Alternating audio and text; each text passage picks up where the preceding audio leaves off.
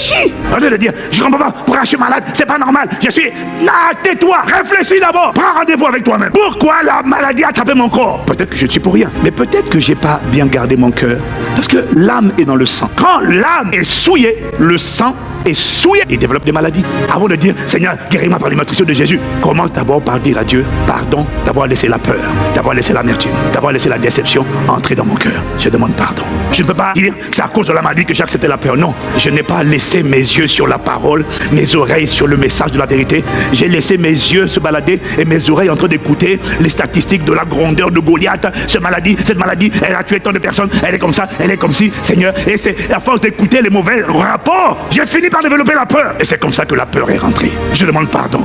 J'ai passé trop de temps à écouter l'avis des médecins, les rapports, les détails, comment cette maladie tue. Et la peur est rentrée en moi. Je demande pardon pour la peur. Commence par la repentance. L'attaque du malin commence toujours par la semence. Et une semence, c'est une pensée silencieuse, une pensée mauvaise, une pensée de péché, une pensée charnelle qu'il sème dans le champ de ton cœur. Là où les gens sont surpris, c'est qu'ils banalisent la pensée parce qu'ils se disent non, ce n'est qu'une petite pensée de colère, de jalousie, d'amertume. Le problème, c'est pas la pensée que tu as. Le problème, c'est lorsque tu l'entretiens et qu'elle finit par demeurer. Tant que la graine n'est pas retirée du sol, elle va suivre la loi de la croissance. Elle grandit, elle devient un fruit mauvais. Impudicité, jalousie, convoitise, querelle, division, excès de table, etc. Et ces œuvres de la chair, ça vient maintenant combattre. La colère vient maintenant combattre à l'intérieur de toi la douceur. La peur vient combattre la foi. L'amertume vient combattre l'amour. Et soudainement, là où tu étais juste en paix, en romance avec Dieu, tu te retrouves en train d'être combattu à l'intérieur. Quelque chose qui a grossi, qui bouscule le fruit de l'esprit et qui grossit à force de demeurer dans le mensonge, à force de demeurer dans l'impudicité, à force de demeurer dans la jalousie, à force de demeurer dans l'amertume, à force de demeurer, de le garder comme un trésor. L'esprit, dont c'est la nature, finit par dire je viens et je m'installe. Et c'est comme ça que beaucoup de démons s'installent dans la vie des gens. Même après ta nouvelle naissance, si tu ne gardes pas, l'ennemi vient et puis il sème. Et c'est comme ça que beaucoup de chrétiens ont été délivrés hier, mais juste parce qu'ils n'ont pas veillé, ils sont reconquis par des esprits mauvais. Ils ne sont pas possédés, mais ils sont oppressés. Tu veux pardonner, tu veux aimer, tu veux semer. Je n'arrive pas. Une oppression. Si tu décides de ne plus subir, de ne plus te laisser piéger, de ne plus te laisser dominer, de ne plus subir des oppressions démoniaques, si tu ne veux aller que de l'avant, de gloire en gloire, de splendeur en splendeur, de beauté en beauté, alors tu dois comprendre cette vérité biblique qui est que ce n'est pas à cause de ce qui s'est passé que hier ton cœur a été infecté par les œuvres de la chair, la haine, le manque de pardon, la colère, la jalousie, les animosités. Non, tous les êtres humains ont toujours une raison pour expliquer pourquoi il y a ça, cette infection, ce poison dans leur cœur. Ce n'est pas parce que tu as découvert cette maladie dans ton corps que la peur, que l'amertume, que le découragement est entré dans ton cœur. C'est faux, c'est pas à cause de la maladie. Ce n'est pas à cause des abus, des maltraitances que la peur gangrène ton cœur, que l'amertume possède ton cœur. Ce n'est pas parce que tu as été abusé. Ce n'est pas à cause de ce décès d'un être cher que tu as abandonné la foi. C'est faux. Ce n'est pas à cause de ce divorce que tu es gangréné par l'amertume. Ce n'est pas à cause du chômage chronique que tu as sombré dans l'alcoolisme. Non. Ce n'est pas à cause du mépris des parents que tu as grandi dans le rejet. Ce n'est pas à cause de ça. Non. Parce que tu as tendance à pointer du doigt. Oh, moi, c'est pas à cause de moi. C'est pas ma faute. Hein. C'est à cause de... Non, c'est pas à cause de ça. Mais alors, pasteur, c'est à cause de quoi? Et il m'a dit de te dire, c'est simplement dû au fait que tu n'as pas monté la garde aux portes de ton cœur hier. Dis. L'événement, l'épreuve, la souffrance n'est pas le problème, mais c'est l'occasion favorable que le tentateur, le diable, attendait pour te tenter et pour venir semer, livrer à l'intérieur de ton cœur. Satan attend toujours le moment favorable. Chaque fois que tu traverses une situation difficile, une situation qui secoue ton âme, une situation qui remue ton âme, qui traumatise ton cœur, qui te secoue, qui t'ébranle, qui te fait mal comme un coup de poignard, chaque fois que tu vas traverser dans la vie ce genre de situation difficile, chaque fois que tes yeux vont voir une scène qui les scandalise et qui les pousse à pécher, chaque fois que tes oreilles vont écouter un son qui vont les pousser à pécher, un son mauvais, chaque fois que ton cœur sera donc affecté, secoué, squeezé, frappé, cogné par un événement, sache que le tentateur n'est pas loin et qu'il est déjà à la porte de ton cœur en train de faire « Oh, oh, oh, laisse-moi rentrer ». C'est ça son occasion favorable. Est-ce que ça t'est déjà arrivé de vivre une situation où à cause d'un événement, ton visage est abattu et ton cœur est irrité? À qui c'est déjà arrivé? Ça arrive à nous tous. Dès lors qu'on est un être humain, il y a des événements qui nous scandalisent, qui ne sont pas une obligation de péché, mais une tentation de péché. Ce n'est pas lorsque tu as été en colère. Non, le problème c'est quand cette colère demeure. Mais dès que quelque chose scandalise ton âme, quelque chose que tu as vu, quelque chose que tu as entendu, quelque chose que tu as touché, qui est rentré par les 500, dès lors que quelque chose secoue ton âme, attention mon frère, ma soeur, sache qu'il y a quelqu'un qu'on appelle le tentateur. Il est tellement rapide, il est déjà là. Toc, toc, toc. Et c'est ça que Dieu a dit à Caïn. Là, quand il s'est mis en colère, il n'a pas encore péché, parce qu'il n'est pas demeuré dedans. Mais Dieu lui dit, le péché est là, il se couche à la porte et ses désirs se portent vers toi. Mais Caïn domine sur lui, domine sur la colère, domine sur l'impudicité, domine sur la jalousie, domine sur le rejet, domine. Ne te laisse pas faire, domine. Caïn avait la possibilité de ne pas subir et de dominer. Et il n'a même pas de Saint-Esprit. Et toi, tu as le Saint-Esprit et tu n'arrives pas à dominer. Pourquoi? Tu es séduit. Pourquoi tu es séduit? Parce que tu penses que ce qui m'a mis en colère, ce qui m'a rendu amer, c'est ce qui s'est passé. Dieu m'a dit de te dire, c'est faux. C'est pas parce que ton âme a été traumatisée, scandalisée, que l'amertume est rentrée, que la colère est rentrée, que la peur est rentrée. Non, c'est parce que tu n'as pas monté la garde. Tu n'as pas filtré le passage. Tu n'as pas examiné les pensées pour leur dire, hey, toi tu es qui? Je suis l'amertume. Je suis là, toc, toc, toc. Je suis la haine. Je dois rentrer. On t'a mal parlé. Je dois rentrer. Il t'a trompé. Je dois rentrer. Tu n'as pas dit, hey, non, tu ne rentres pas. C'est pas le problème. Le problème, c'est pas ce qui s'est passé. Ce qui s'est passé, c'était l'opportunité, le moment favorable. Parce qu'il savait qu'à ce moment-là, ton âme étant bousculée, traumatisée, le diable sait que c'est là. Donc, s'il te plaît, quand tu as quelque chose qui secoue ton cœur, fais attention aux décisions que tu vas prendre. Fais attention aux décisions que tu vas prendre. Fais attention à la manière dont tu vas parler. Fais attention aux choix que tu vas faire. Parce qu'il est très probable que ce soit des choix dictés, inspirés par le tentateur. Tu ne peux pas dire, c'est à cause de ce que j'ai vu que l'impudicité est rentrée en moi. Non. Tu ne peux pas dire, je me suis mis en colère parce qu'il m'a mal parlé, parce qu'il a fait ça, ils ont fait ça. Non, c'est pas à cause de ça que la colère a gangréné ton cœur. C'est parce que tu n'as pas monté la garde, tu n'as pas examiné, tu n'as pas filtré, tu ne t'es pas comporté en gardien, en vigile. Tu n'as pas monté la garde devant ton cœur pour dire tu es qui toi? Non, tu as laissé passer. Il fallait laisser passer les pensées de Dieu, mais bloquer les pensées du diable. C'est pour ça que tu t'es retrouvé avec ça dans le cœur. Tu dois toujours avoir le réflexe de séparer ce qui s'est passé et les pensées qui sont entrées dans ton cœur. Il y a ce qui arrive ou ce qui est arrivé et il y a la manière dont je réponds ou je réagis à ce qui s'est passé. Je n'ai pas choisi ce qui est arrivé. Je n'ai pas choisi d'apprendre cette maladie. Je n'ai pas choisi d'être maltraité. Je n'ai pas choisi d'être trahi. Je n'ai pas choisi d'être accusé faussement. Je n'ai pas choisi de vivre le décès d'un proche. Ce qui s'est passé, je n'ai pas d'emprise. Je n'ai pas la plupart du temps le pouvoir d'agir sur ce qui s'est passé. Mais j'ai le pouvoir de choisir comment je vais réagir à ce qui s'est passé. Parce que Dieu m'a donné le pouvoir de choisir et parce que tu as fait de moi, vigile, le gardien de mon propre cœur.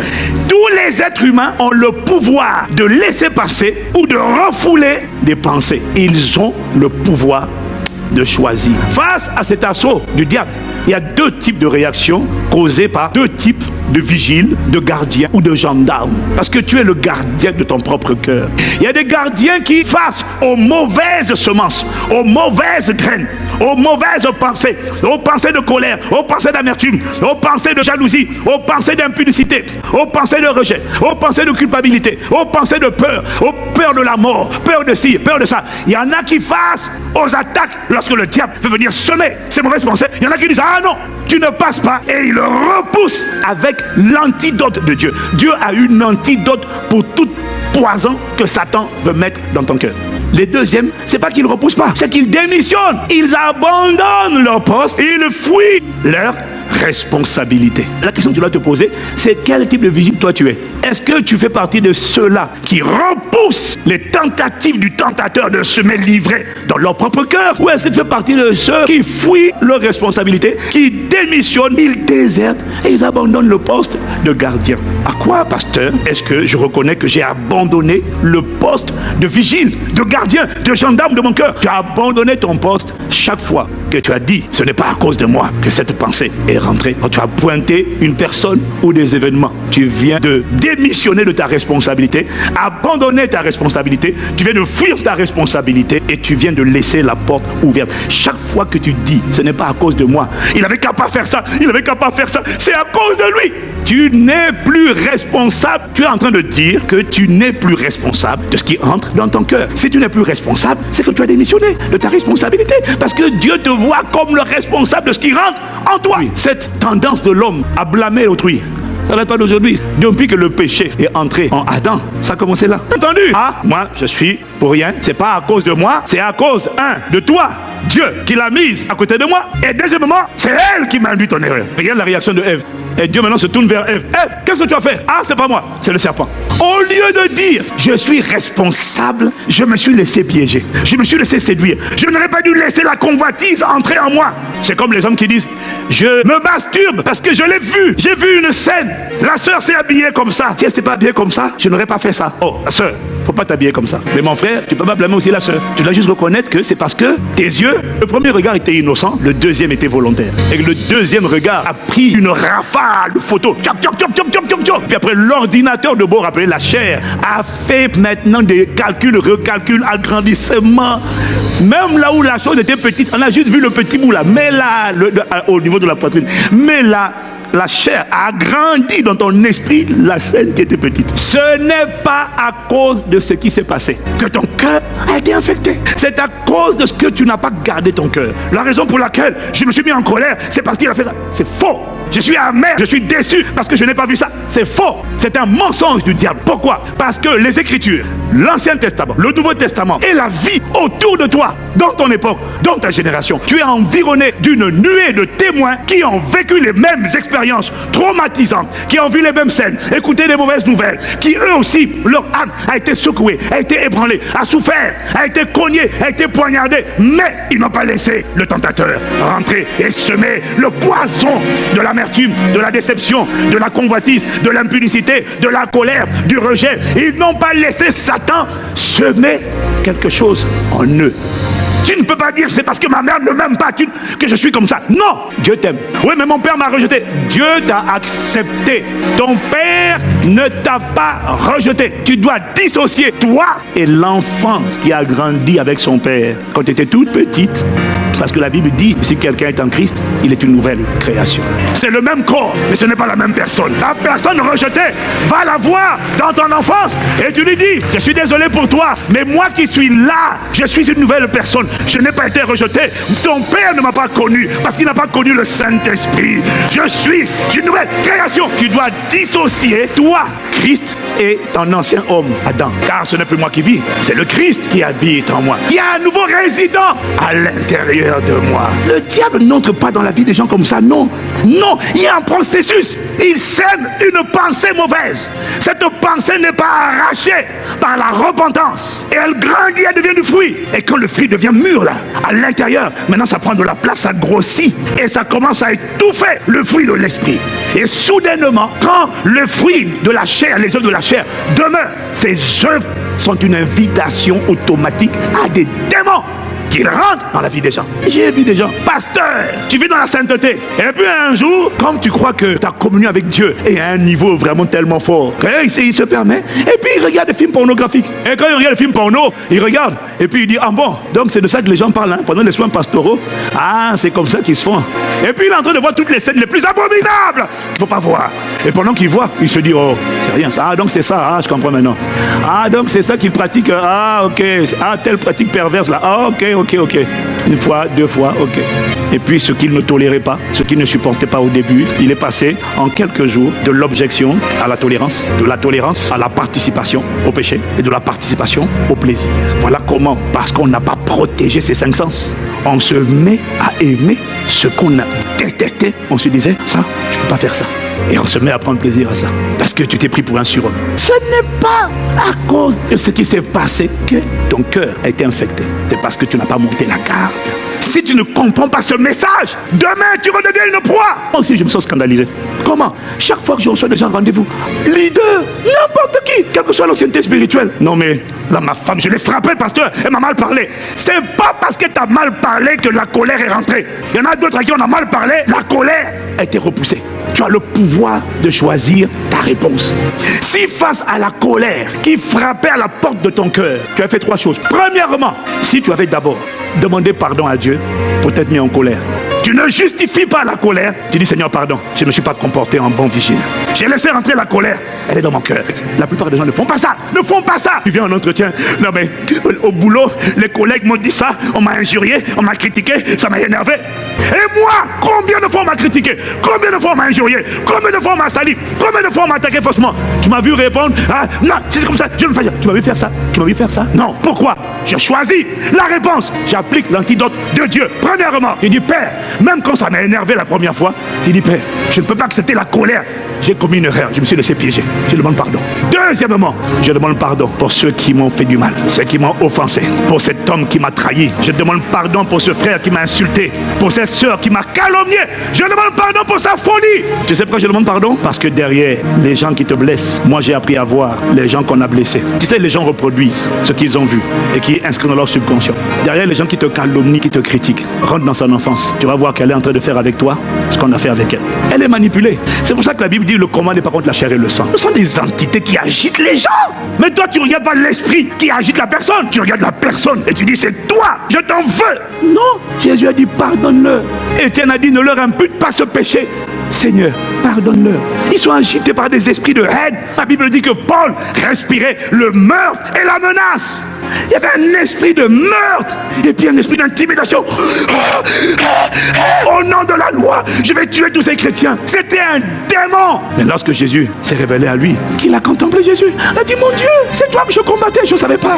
Les gens sont tenus, le monde entier est sous la puissance du malin. Derrière cet homme qui se drogue, derrière cette femme haineuse, amère, il y a un démon. Comment veux-tu qu'une personne qui pense qu'elle a échoué, qui se sent elle-même un échec dans sa propre vie, aigrie et amère, ta maman, comment veux-tu qu'elle t'encourage, elle te donne des paroles positives alors que son cœur est rempli d'amertume et que c'est de l'abondance du cœur que la bouche parle. D'une personne amère dans son cœur ne sortira que de l'amertume dans ses paroles.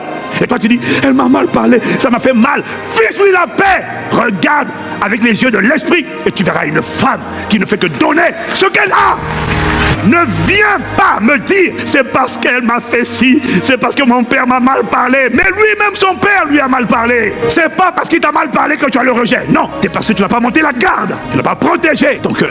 Et une fois que le poison est rentré, comment on fait pour l'enlever? On demande pardon. On n'accuse plus les gens. La maladie, c'est pas à cause de la maladie que tu as peur de mourir. C'est pas la maladie qui a fait ça. Tu n'as pas monté la garde. Il y a un antidote pour tout. L'arbre là, tu peux le déraciner. Comment? Une fois que tu as demandé pardon à Dieu pour toi-même. Une fois que tu as demandé pardon, deuxièmement à Dieu pour ceux qui t'ont fait du mal. Troisièmement, il y a un arbre là. C'était une racine au début. Maintenant c'est devenu un arbre. L'arbre de l'impudicité, l'arbre de la colère, l'arbre de la peur, l'arbre de la jalousie. Maintenant, quand tu as fait les 2 premières étapes, tu regardes l'arbre. Tu lui dis toi, tu n'es plus le bienvenu dans ma vie.